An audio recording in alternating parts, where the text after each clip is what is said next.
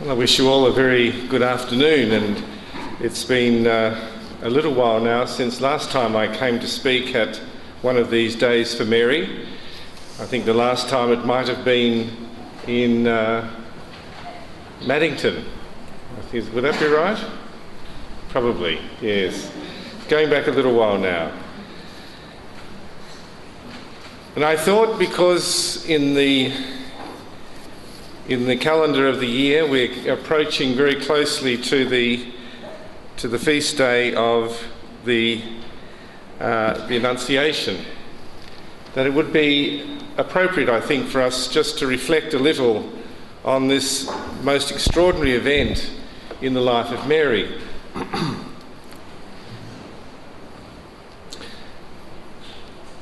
I had the opportunity, probably about 4 years ago, to go with a group of people from Perth here to Italy, and part of that pilgrimage was where we went to Loreto. And in Loreto, as you know, there is a house.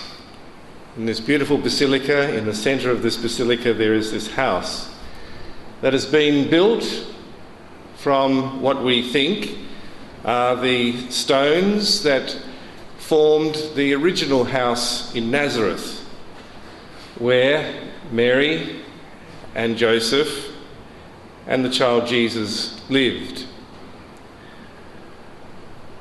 The tradition about this house is that it was somehow transported to Loreto. And as these stories have come down to us about how that came about, it is said that angels brought this house to Loreto from Nazareth. We're not altogether sure if that's exactly what happened, because on one other occasion in history, Englishmen were confused with angels. In the days of the Romans, one of the first of the emperors to conquer parts of England brought back some captives to Rome. And of course the Latin word for Englishman, of course, is Angle. The Angles were one of those original groups of people that lived in Britain. And of course, Angle and angel are very closely related. So it's quite possible that during that period of the Crusades, that the house was in fact brought to Italy by a group of crusaders in order to protect it, as many other relics and many other holy things from Israel were brought to Europe about that time. Whatever about the theories, we are fairly certain that this house, in fact, is made of stones that originate in the town of Nazareth. On another occasion, I had the opportunity to go to Nazareth when I was visiting Israel, and to go to the basilica in Nazareth, built around the cave. The cave would have been the original part of this dwelling, and little by little, the house would have been built at the front of this little cave. And this is the house that we believe that the Holy Family lived in.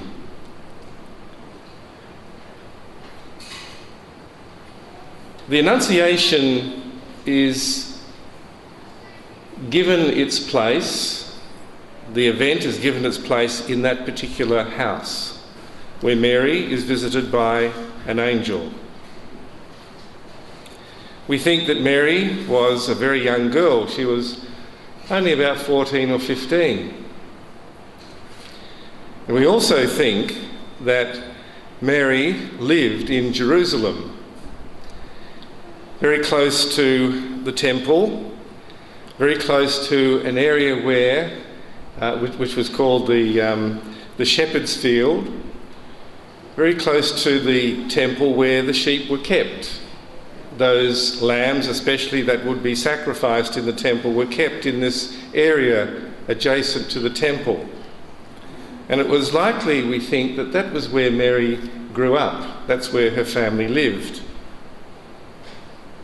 And we know that she was betrothed to Joseph.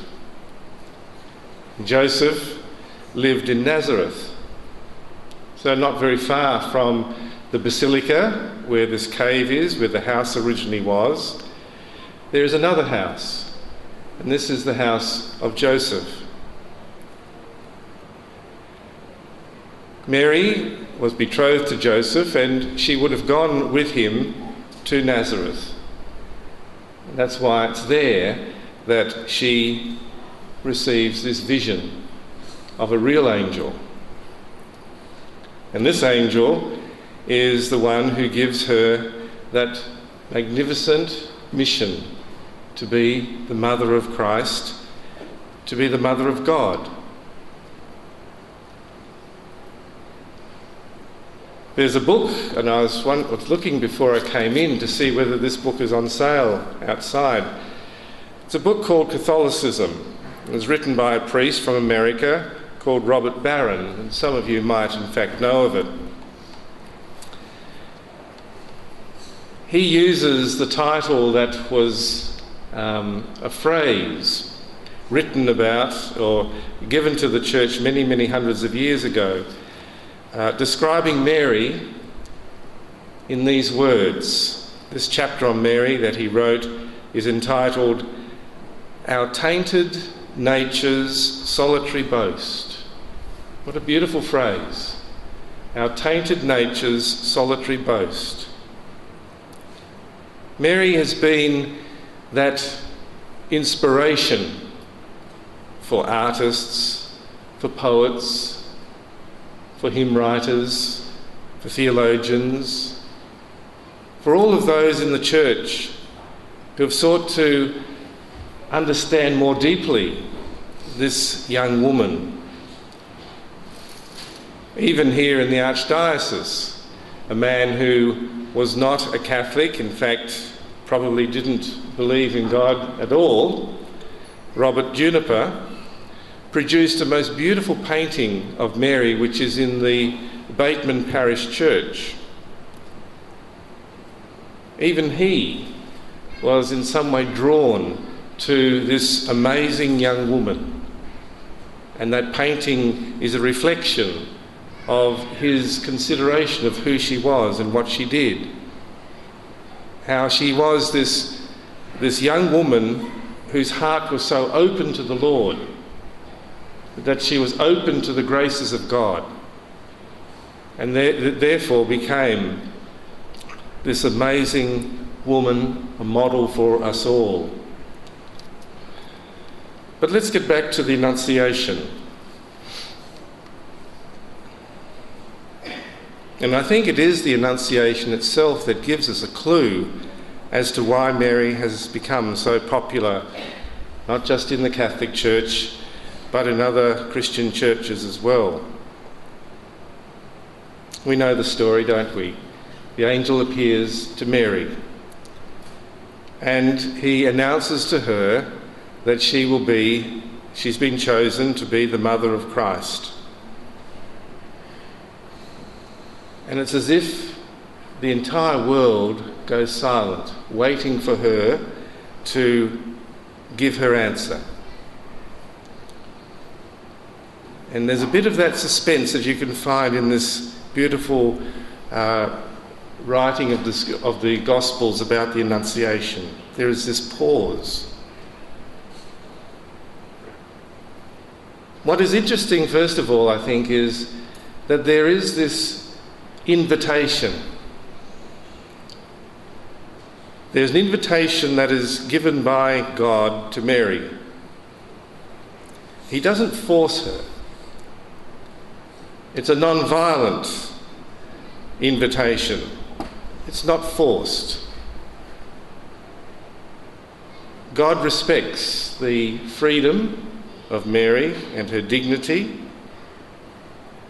And at the same time, this author, Robert Barron, puts it, he encourages her to be curious about this event and the message and what it might mean. So the Annunciation, in a very wonderful way, gives us a very clear understanding of the nature of God.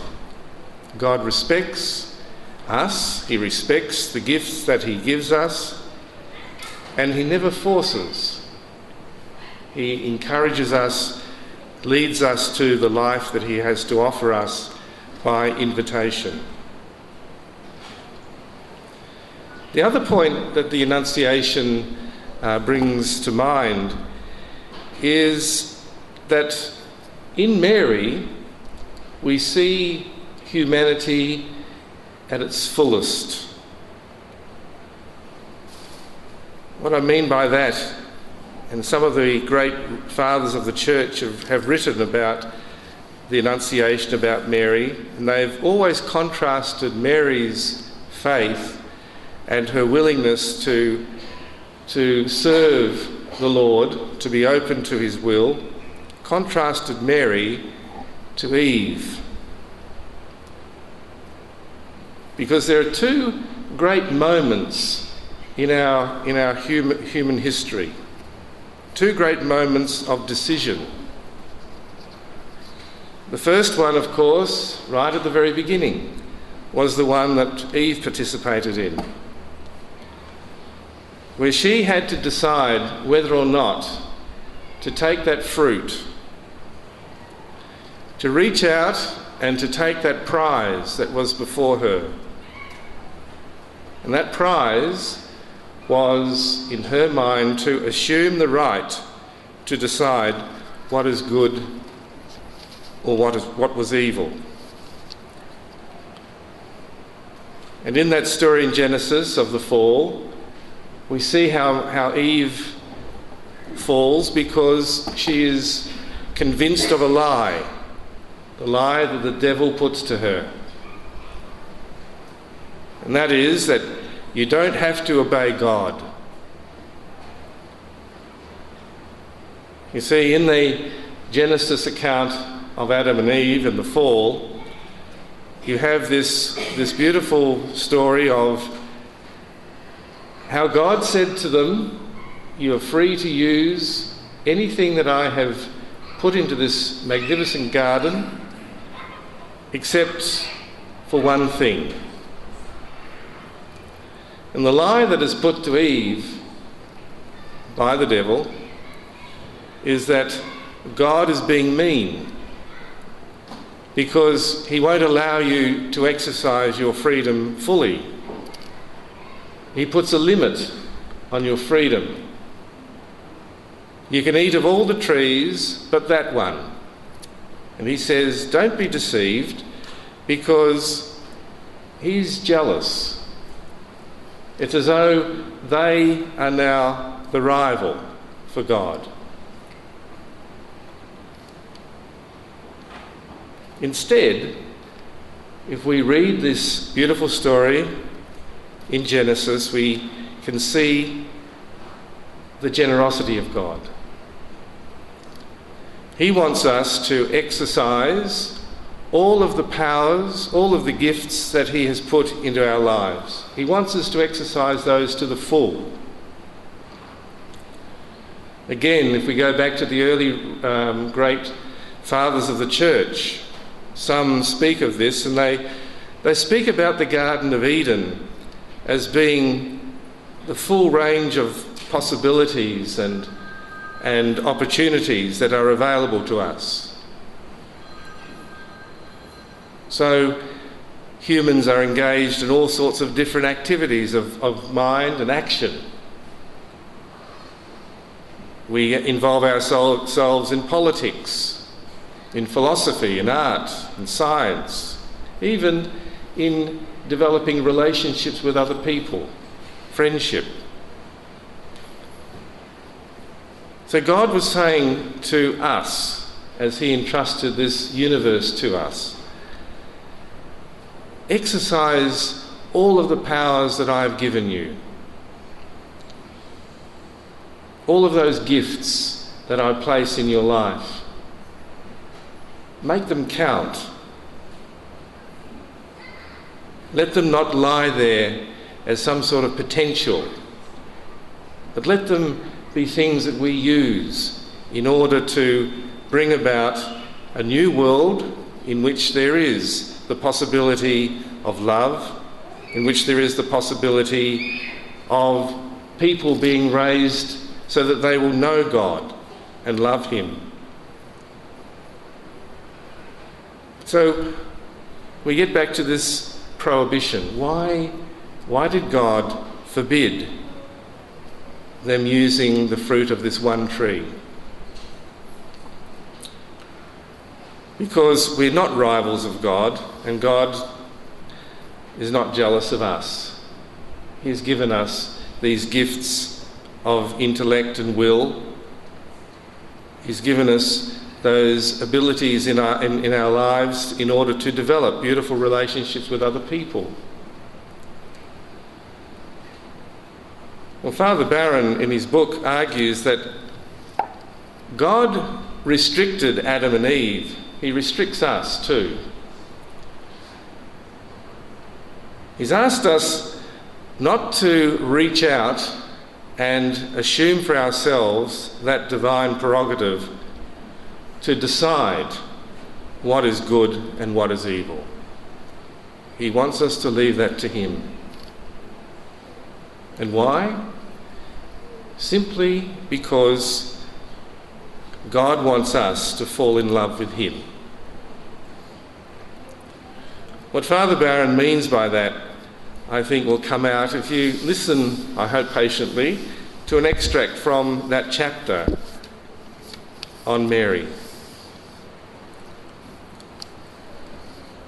When two people meet, he writes, and are mutually attracted, they use their reason and their powers of perception and analysis in order to assess each other. To fail to do this would be irresponsible. Yet their relationship will come to life only to the extent that in the end they surrender to each other. As the phrase has it, they fall in love with each other. We witness something similar in the arts. Great musicians such as Daniel Barenboim or Eric Clapton, all masters of their respective musical instruments, each comment that he plays his best when he lets his instrument play him, when he surrenders control and lets the music seize him. God has no interest in dominating us. He wants us to use the full range of our intellectual and moral energies when relating to him. But he also wants us, finally, to let go and to fall in love with him. This is why he prohibited Adam and Eve from grasping at the uniquely divine prerogative of knowing good and evil. Not because he wanted them to be less alive, but because he wanted them to be fully alive.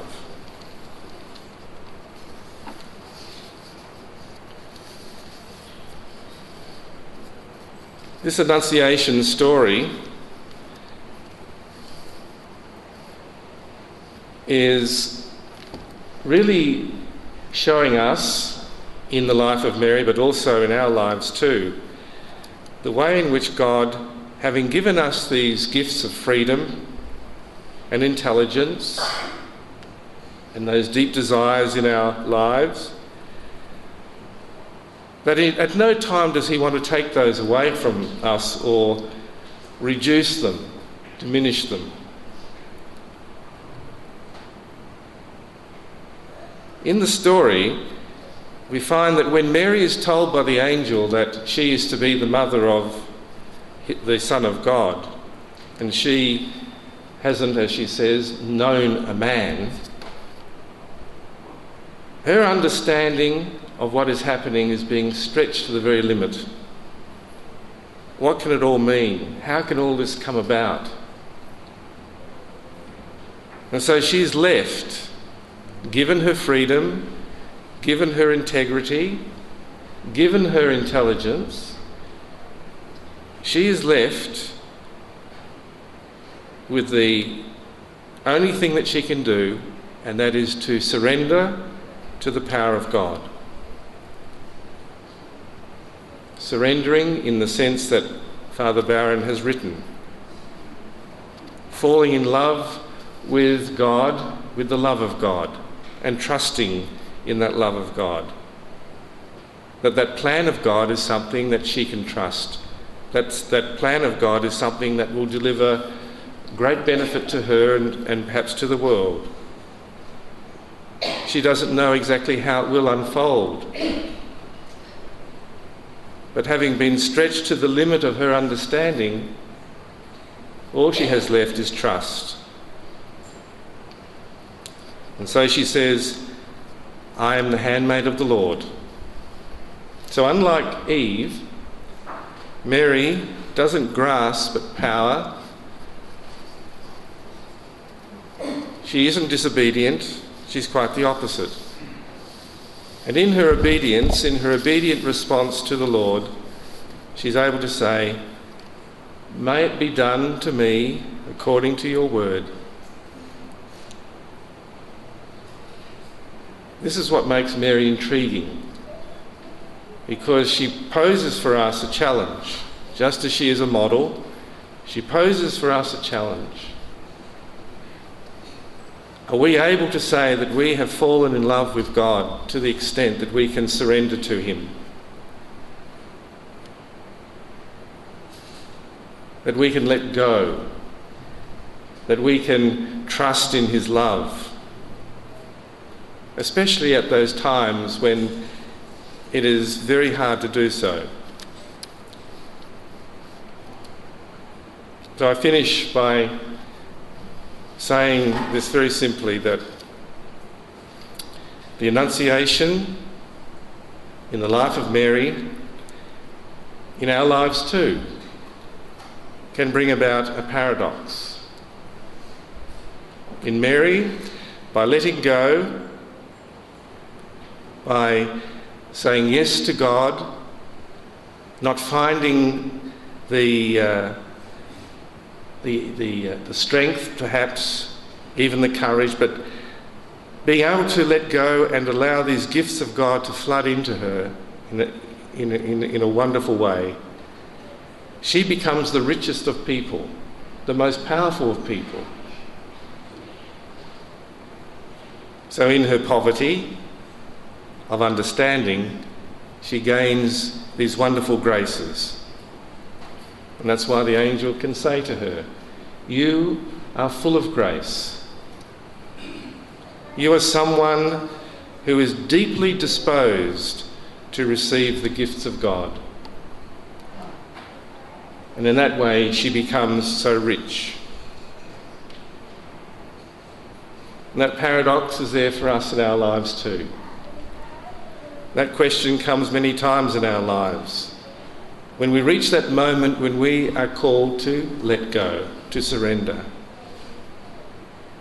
that our thinking, our understanding, our strength of will seems to fail us.